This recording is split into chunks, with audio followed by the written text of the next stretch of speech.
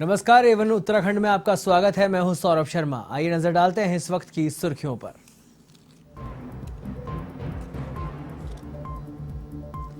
उत्तराखंड में पर्यटन को बढ़ाने को लेकर सेमिनार का आयोजन। समारोह में सीएम पुष्कर सिंह धामी ने की शिरकत। कहा, पर्यटन हमारे राज्य का मुख्य आधार।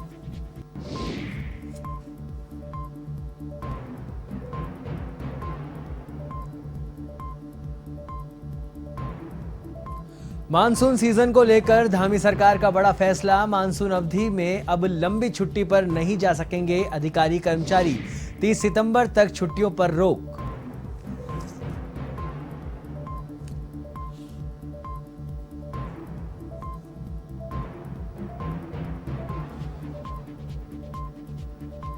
हल्द्वानी में बिजली कटौती के खिलाफ यूथ कांग्रेस का प्रदर्शन। राज्य सरकार के खिलाफ की जमकर नारेबाजी। बिजली कटौती बंद करने की मांग।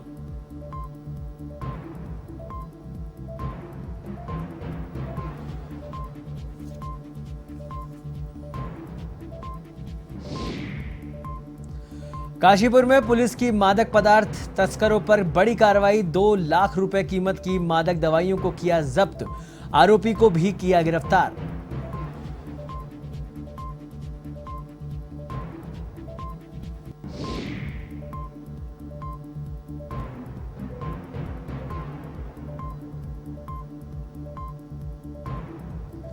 किच्छा में अनियंत्रित ट्रक ने स्कूल बस को मारी टक्कर। हादसे में घायल 2 बच्चों को अस्पताल में कराया भर्ती।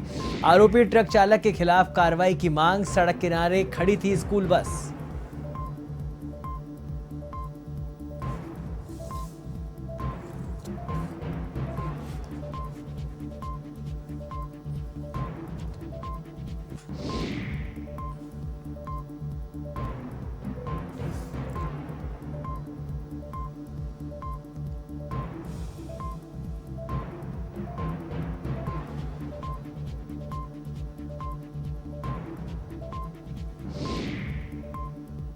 अब खबरें विस्तार से। उत्तराखंड में पर्यटन को बढ़ावा देने के उद्देश्य से राजधानी देहरादून में उत्तराखंड पर्यटन विकास बोर्ड की बैठक का आयोजन किया गया। इसमें मुख्यमंत्री पुष्कर सिंह धामी ने शिरकत की। बैठक के बाद मुख्यमंत्री पुष्कर सिंह धामी ने कहा कि पर्यटन हमारे राज्य का मुख्य आधार है। जिस सोच के साथ उत्तराखंड का निर्माण हुआ है, उस सोच के साथ हम आगे बढ़ रहे हैं।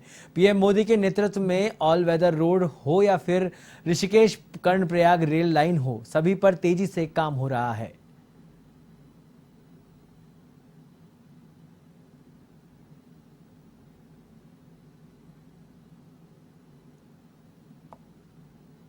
हमारे राज्य का जब राज्य का निर्माण हो रहा था, उस समय से पर्यटन इस राज्य का मुख्य आधार बनेगा, ऐसा सोचकर राज्य का निर्माण हुआ था।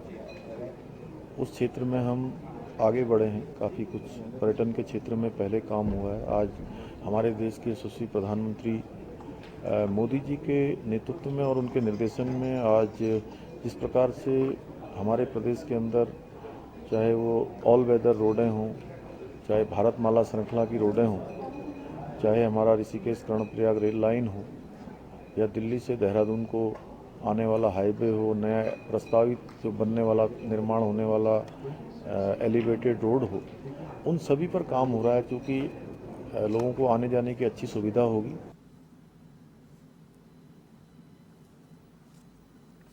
मानसून के दौरान 30 सितंबर तक धामी सरकार ने अधिकारी कर्मचारियों को अवकाश नहीं लेने की सलाह दी है। मुख्य सचिव डॉक्टर एस संधू ने अधिकारी कर्मचारियों की छुट्टियों पर रोक लगा दी है। केवल अपरिहार्य परिस्थितियों में ही अवकाश दिया जाएगा, लेकिन अवकाश देते समय उच्च अधिकारियों को प्रतिस्थानी की व्यवस्था करनी होगी। प्रदेश सरकार ने यह कदम आपदा की स्थिति में प्रभावितों को तत्काल राहत देने के लिए उठाया है। कुछ दिन पूर्व मुख्यमंत्री पुष्कर सिंह धामी ने मानसून की तैयारियों की समीक्षा बैठक में अधिकारी कर्मचारियों के अवकाश पर रोक लगाने के निर्देश दिए थे। मुख्य सचिव ने इस संबंध में सभी अपर मुख्य सचिवों, प्रमुख सचिवों, सचिवों, प्रभारी सचिवों, 7 मंडल आयुक्तों, जिला अधिकारियों व समस्त विभागाध्यक्षों को निर्देश जारी कर दिए हैं।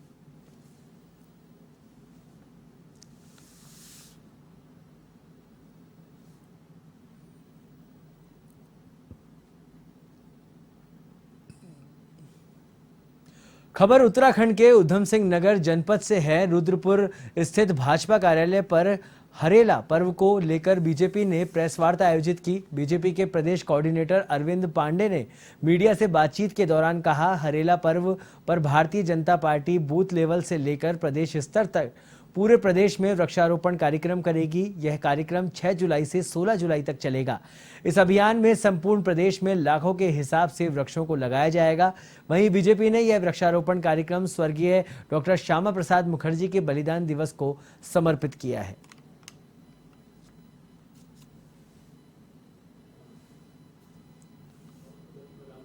इस पखवाड़े को भारतीय जनता पार्टी ने 100% डॉक्टर श्यामा प्रसाद मुखर्जी जी के बलिदान दिवस को समर्पित किया और प्रदेश के कोने कोने में हरेला त्यौहार विधिवत संपन्न हो।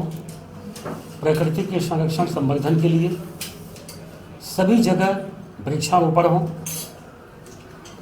इसी निमित्त उत्तराखंड प्रदेश की भारतीय जनता पार्टी ने, हमारे शीर्ष नेतृत्व ने मुझको इस कार्यक्रम का प्रदेश संयोजक बनाया है। मैं अपने संगठन का मैं साधुवाद करता हूँ, मैं धन्यवाद देता हूँ और विश्वास दिलाता हूँ कि जिस कार्य के निमित्त, एक अच्छे कार्य के निमित्त मुझको यह जिम्मेदारी सौंपी है, मैं इसको बहुत ईमानदारी के साथ भारतीय जनता पार्टी के एक एक कार्यकर्ता को साथ लेकर प्रदेश के कोने कोने में प्रकृति के संरक्षण संवर्धन के लिए वृक्षारोपण कार्य किया जाएगा और संभवतः 6 जुलाई से लेकर 16 जुलाई तक लगातार प्रदेश के कोने कोने में इस कार्य को किया जाएगा। खबर उत्तराखंड के चंपावत जिले से है, जहां जिलाधिकारी नरेंद्र सिंह भंडारी ने टनकपुर के पूर्णागिरी तहसील सभागार में लोगों की समस्याएं सुनी। इस दौरान उन्होंने रेलवे अतिक्रमण अभियान से प्रभावित परिवार के लोगों की समस्याओं से रूबरू हुए। जनसुनवाई में स्थानीय जनप्रतिनिधि और रेलवे के अधिकारी मौजूद रहे। वहीं प्रभावित परिवारों की ओर से जनप्रतिनिधियों ने अतिक्रमण के नाम पर हुई कार्रवाई के संबंध में अपनी बात रखी। वहीं जिलाधिकारी ने बताया कि रेलवे भूमि का संयुक्त सर्वे राजस्व विभाग, तहसील टनकपुर और रेलवे द्वारा किया जा रहा है। बिना संयुक्त सर्वे द्वारा हुए कोई भी कार्रवाई अतिक्रमण के संबंध में नहीं होगी और मानसून के मद्देनजर भी अतिक्रमण नहीं हटाया जाएगा। साथ ही उन्होंने अधिकारियों को संयुक्त सर्वे करने के साथ ही बिना न्यायिक प्रक्रिया पूर्ण करे किसी भी प्रकार की कोई कार्रवाई न करने के निर्देश दिए हैं।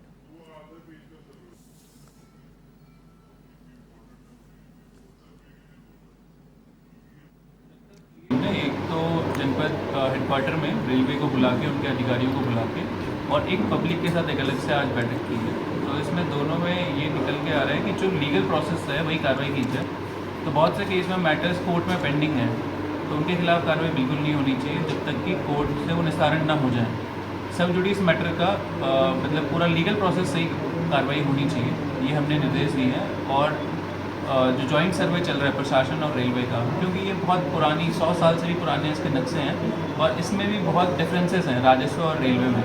तो हमने यही निर्देश दिए हैं कि इन डिफरेंसेस पे आप जॉइंट सर्वे कर लीजिए ताकि कोई भी इनजस्टिस नहीं हो और जो भी कार्रवाई हो उसमें जो हमारे नेचुरल जस्टिस के प्रिंसिपल्स हों उनका फॉलो किया जाए। तो ये 2 निर्देश हमने आज बैठक में दिए। वहीं हरिद्वार के लश्कर में तहसील दिवस का आयोजन किया गया, जहां एडीएम वीर सिंह बुधियाल ने फरियादियों की समस्याएं सुनी और 9 में से 8 शिकायतों को मौके पर ही निस्तारण कर दिया। साथ ही बाकी बची शिकायतों के निस्तारण के लिए अधिकारियों को निर्देश दिए। वहीं एडीएम वीर सिंह बुधियाल ने बताया कि जन समस्याओं के निवारण के लिए ही तहसील दिवस का आयोजन किया गया है।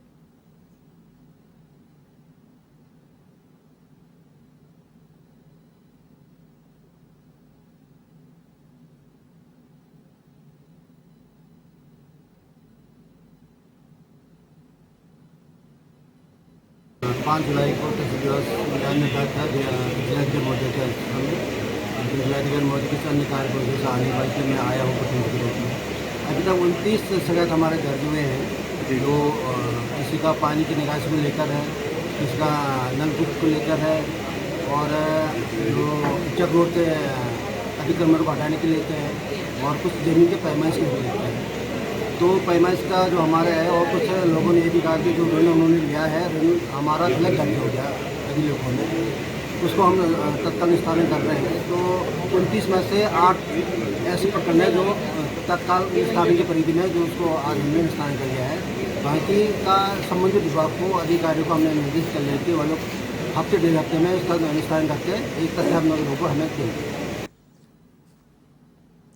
उत्तराखंड के बडकोट में नगर पालिका प्रशासन की एक पहल शुरू की गई है, जिसके तहत जहां गंदगी की दुर्गंध है वहां भविष्य में हरियाली बनाने के लिए बडकोट नगर पालिका प्रशासन ने पहल शुरू की है।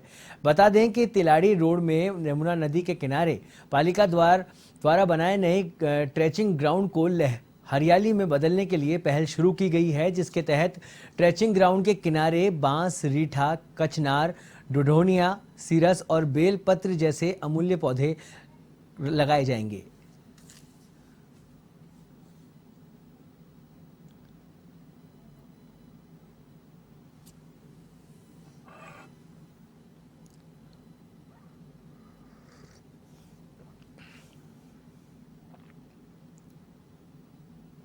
थैलियों में कुछ बीज बोए गए थे और वो पौधे तैयार किए गए है। रीठा है, कचनार है, बेलपत्री है और डिडोनिया है, जो कि हमने खुद तैयार कर रखे हैं। और अब हम उन पौधों का जो है रोपण कर रहे हैं अपने टंचिंग ग्राउंड में। हमारा नया टंचिंग ग्राउंड बना है, तो हम चाहते हैं कि वो टंचिंग ग्राउंड हमारा हरा भरा हो और वो जमुना नदी के किनारे है, तो वहाँ पे पर्यावरण की भी सुरक्षा होगी और वो पौधे जो है हरे भरे जब लगेगा वहाँ, तो टंचिंग ग्राउंड हमारा अच्छा लगेगा। वो नगर पालिका का एक आईना होता है टंचिंग ग्राउंड जी, तो उसको जितना सजाया जाए उतना कम ही कम। उधम सिंह नगर के खटीमा में प्रधानमंत्री रोजगार सृजन और मुख्यमंत्री स्वरोजगार योजना के तहत बहुउद्देशीय शिविर का आयोजन किया गया। शिविर में जिला अधिकारी युगल किशोर पंत और की अध्यक्षता की गई और लोगों की समस्याएं सुनी गई और कुछ समस्याओं का मौके पर ही निस्तारण किया गया। साथ ही अधिकारियों को भी समस्या समाधान का निर्देश दिया गया। शिविर में विभिन्न विभागों के अधिकारी मौजूद रहे।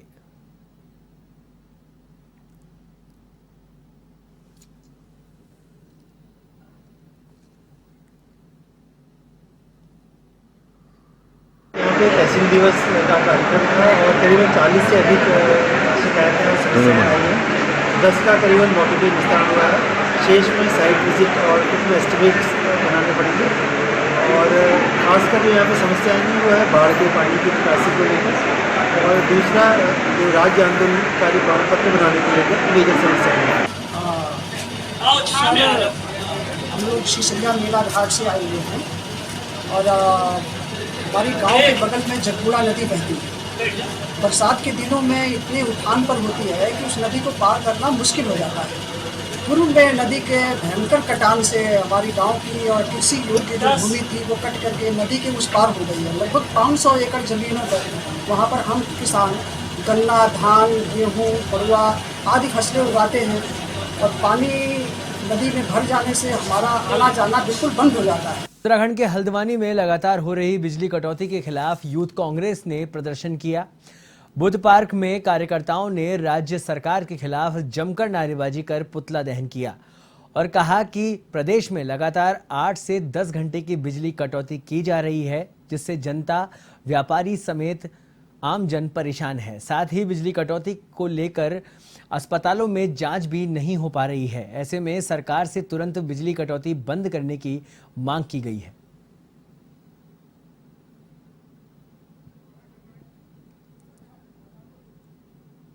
हल्द्वानी समेत पूरे प्रदेश में बिजली कटौती की भरमार है, जिससे जनता, व्यापारी, हर वर्ग का लोग परेशान है। अस्पतालों की व्यवस्थाएं देखें, जांचों की व्यवस्थाएं देखें तो विद्युत कटौती की वजह से सारी व्यवस्थाएं चरमरा गई हैं। विद्युत कटौती की वजह से उमस भरी गर्मी में लोगों का जीना मुश्किल हो रहा है और राज्य सरकार ने 24 घंटे के विद्युत का देने का वादा कर विद्युत कटौती के नाम पर लगातार जनता को परेशान करने का काम किया जा रहा है। हम यूथ कांग्रेस के समस्त साथी मांग करते हैं कि तत्काल हल्द्वानी में और पूरे प्रदेश में जो बिजली की भारी कटौती है उस पर रोक लगाने का काम किया जाए, ताकि जनता को उमस भरी गर्मी में राहत मिल सके। हल्द्वानी में बड़े पैमाने पर जमीन फर्जीवाड़े का खेल चल रहा है। ताज़ा मामला तब सामने आया जब एक नामी प्रॉपर्टी डीलर और बिल्डर ने अपनी प्लॉटिंग में फ्लैट बनाने के लिए सरकारी जमीन पर ही कब्जा कर लिया। यहां फ्लैट बनाए जा रहे थे। ऐसे में जिला प्रशासन राजस्व विभाग की टीम ने संयुक्त छापेमारी कर पूरे क्षेत्र को सील कर दिया है।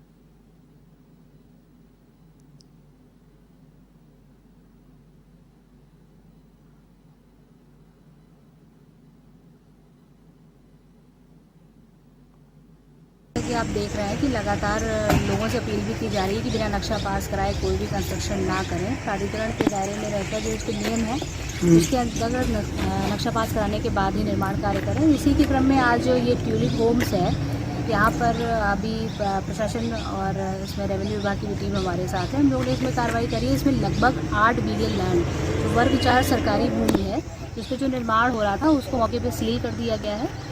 और इसके अलावा इसमें जितनी भी सरकारी ज़मीन है उसके लिए आगे की कार्रवाई इसमें जिलाधिकारी महोदय के द्वारा भी जिलाधिकारी महोदय को प्रस्तावित की जा रही है। खबर ऊधम सिंह नगर के जसपुर से है, जहां आगामी ईद पर्व को लेकर प्रशासन सतर्क हो गया है, जिसके चलते कोतवाली क्षेत्र के अंतर्गत सुतमील पुलिस चौकी परिसर में स्थानीय निवासियों और ग्राम प्रधानों के साथ शांति कमेटी की बैठक की गई, जिसमें आगामी ईद पर सभी से शांति बनाए रखने की अपील की गई और आवश्यक दिशा निर्देश दिए गए।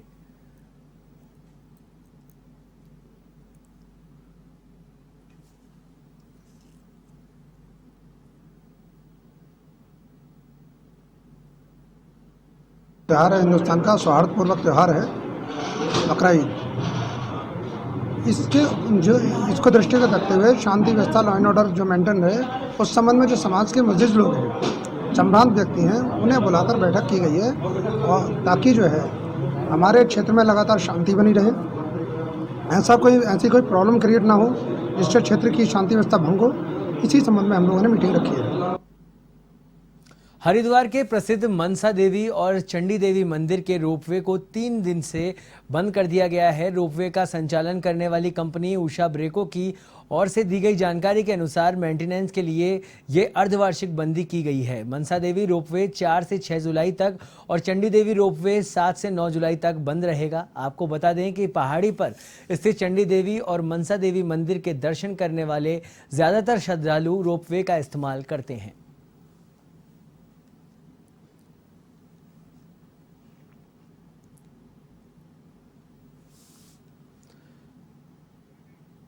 उत्तराखंड के पहाड़ी क्षेत्रों में भारी बारिश के अलर्ट के बाद कुमाऊं कमिश्नर दीपक रावत ने भी अधिकारियों को अलर्ट रहने के निर्देश दिए हैं। बागेश्वर में बिजली प्रभावित इलाकों में बिजली आपूर्ति जल्द सुचारू करने के निर्देश दिए गए हैं। रावत ने बताया कि बागेश्वर में बंद सड़कों को खोलने का प्रयास जारी है। आपदा के दृष्टिगत सभी जिला अधिकारियों की जिम्मेदारी तय की गई है।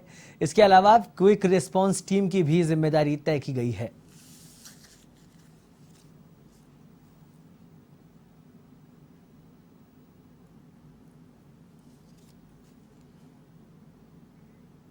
मानसून की एंट्री होते ही बारिश शुरू होने से मौसम खुशनुमा हो जाता है। वहीं लोगों को गर्मी से भी राहत मिलती है, जिससे लोगों के चेहरे पर खुशी देखने को मिलती है। वहीं दूसरी ओर बारिश की तरह तरह की बीमारियां होने का भी खतरा पैदा हो जाता है। दरअसल बारिश में कई बीमारियां फैलने की आशंका को लेकर बचाव के भी कई तरीके अपनाए जाते हैं। ऐसे में उत्तराखंड के गदरपुर में लीवर रोग विशेषज्ञ डॉक्टर नितिक बठाले ने बताया कि बारिश के मौसम का भरपूर आनंद उठाए, लेकिन खानपान पर भी विशेष ध्यान दें।